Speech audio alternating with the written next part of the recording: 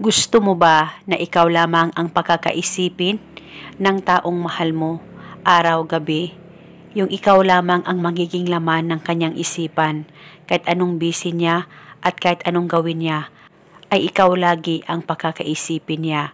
Kaya kung gusto mo na maging ganito ang partner mo, ay gawin itong ritual na ibabahagi ko sa inyo ngayon.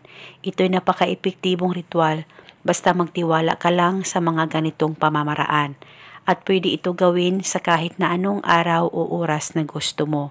Basta gawin ito sa mabuti at hilingin ng buong puso.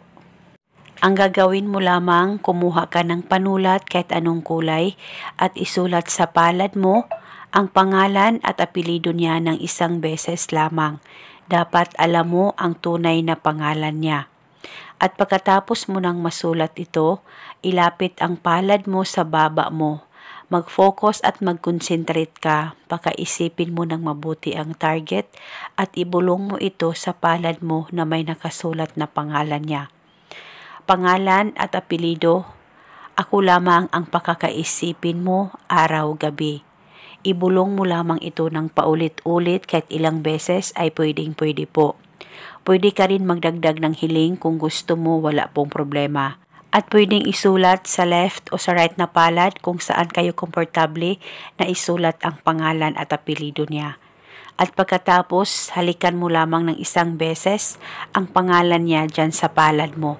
At panigurado ngayon mismo matatamaan siya at ikaw lamang ang pakakaisipin niya sa lahat ng oras.